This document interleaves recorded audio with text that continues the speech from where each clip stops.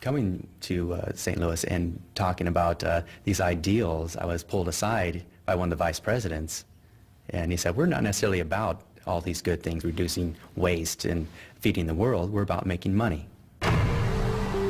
From its headquarters in St. Louis, formerly the gateway to the West for frontier settlers, Monsanto hopes that American gene technology, patent-ready technology, will go on to conquer the world. Securing resources for itself is at the top of the company's political agenda, which is why it rapidly succeeded in pushing through approvals for the new products. The word was cooperation with government and regulatory agencies. Now, you have to read between the lines. What does cooperate mean? I mean, you know, cooperate means you shake hands. Enjoying an inside route to the corridors of power, Monsanto was able again and again to place employees in influential positions.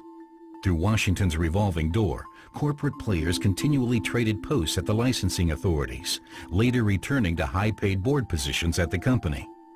In the early 1990s, a blatant scandal played out behind the scenes at the nation's capital. It was about nothing less than the fundamental decision on whether genetically modified organisms should be allowed to enter the food supply at all. Several FDA inspectors expressed great concern after studying the test results.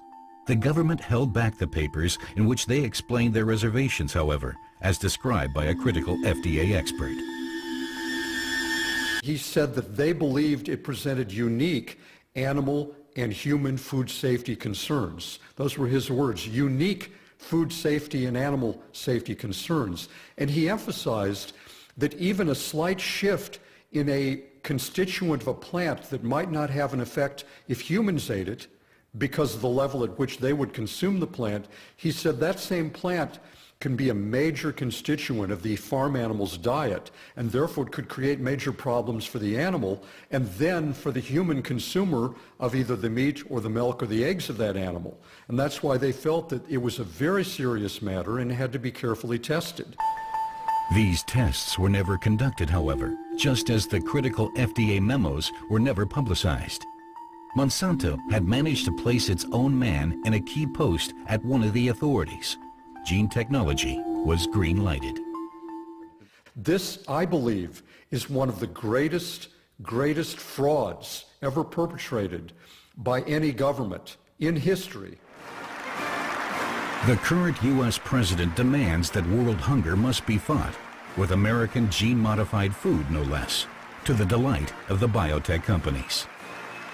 There was even laughter at the idea at a luncheon table of the idea that was now, just then, coming out about how it was going to help the poor people and the poor nations of the world.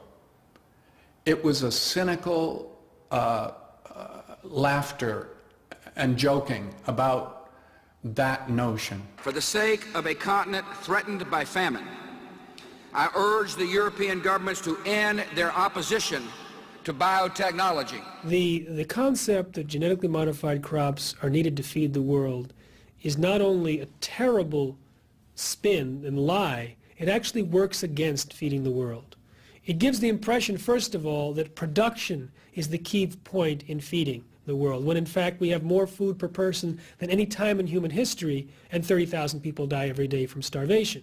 So it's not production. The second thing is, genetically modified crops, on the average, don't increase yield. They actually decrease yield so far. It's basically a public relations spin, and it sort of creates this moral dilemma for those who are against the technology to feel, well, how can I be against the technology if it'll help starving people? UN Special Correspondent John Ziegler recalls the resistance to gene technology at the highest political levels. Monsanto totale Aggressivität, auch diffamierend, über natürlich ihre Leute in der amerikanischen Regierung, das habe ich erlebt. Ich wurde dann in der Generalversammlung in New York im November vom amerikanischen Botschafter ganz massiv angegriffen, beschimpft, gesagt, ich bin verantwortlich für die Hungertoten in Sambia.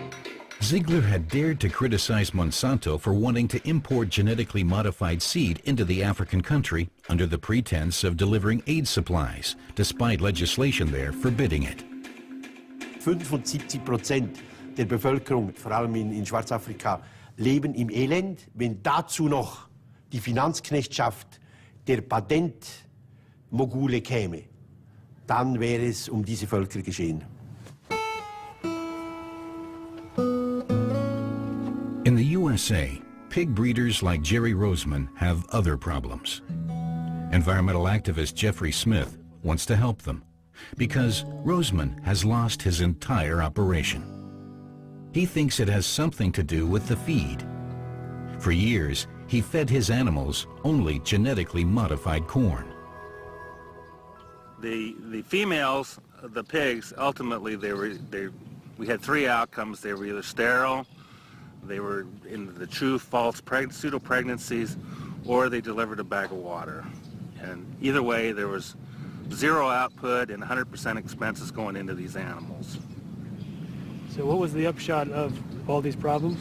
The end result here was that I could not incur the debt anymore. I couldn't pay back. We lost right at $1 million with this thing. I lost my farm and my livelihood.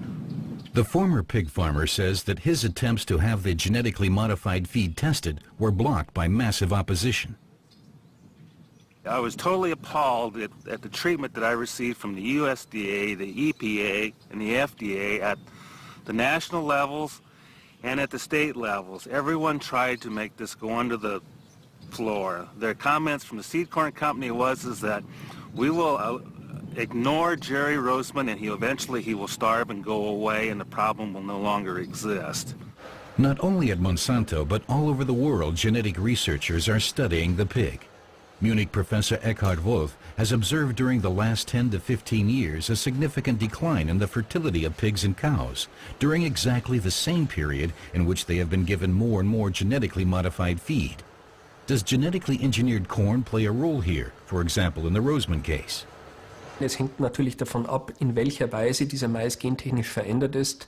Aber wenn es sich beispielsweise um BT-Mais handelt, der trägt ja ein Gen, was gegen einen Parasiten letztendlich wirksam ist, könnte ich jetzt keinen direkten Zusammenhang zur Fruchtbarkeit mir vorstellen. Wolf's studies are co-financed by the industry. The German company BASF is hoping to obtain a lucrative patent, just like Monsanto. The genetic scientists can't imagine that unknown protein compounds in the genetically modified feed products could be responsible for the decline in births. Es ist sicher nicht vollständig auszuschließen. Auf der anderen Seite denke ich, dass beim Monitoring solcher neuen Sorten auch Proteinmuster natürlich erfasst werden. But that is exactly what doesn't always happen. We need only think of the ex-Monsanto employee Azevedo, who reports that products with utterly unknown protein compounds were allowed to enter the food chain. Monsanto introduced the first genetically modified hormone for animals, bovine growth hormone. And what we know now is that the research appeared to be rigged to avoid finding problems. When they wanted to show that the hormone did not interfere with fertility in cows, they allegedly added cows to the study that were pregnant prior to injection. Other researchers pasteurized the milk 120 times longer than normal to try and destroy the hormone.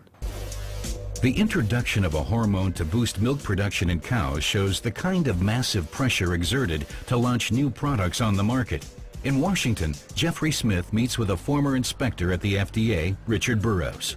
The man is a true patriot with children serving in the U.S. Army.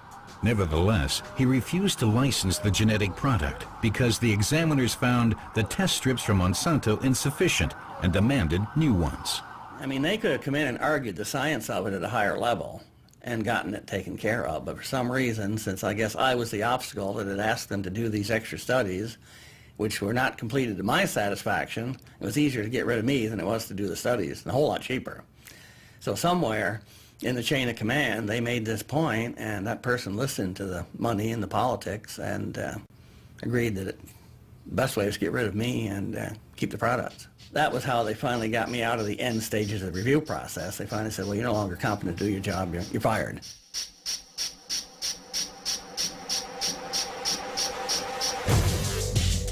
Obstacles are placed in the path of the press as well.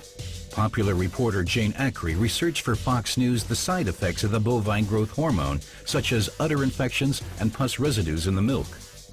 We found that there is a difference in the milk. Monsanto says there isn't, but there is. Their own studies show that the milk has a higher spin-off hormone called IGF-1, which is a very potent growth hormone. It's found in mother's milk. It helps babies grow. It also helps cancerous cells grow. It helps all cells grow. On the Friday before the Monday air date, it was going to air on the 6 o'clock news. It was a 5-part series called The Mystery in Your Milk. Monsanto sent the first of 2 very strongly worded letters that said, stop the reports, your reporters are idiots, their sources are incompetent. And a week later they sent a second letter from a New York lawyer that said that there would be dire consequences for Fox News if the story airs.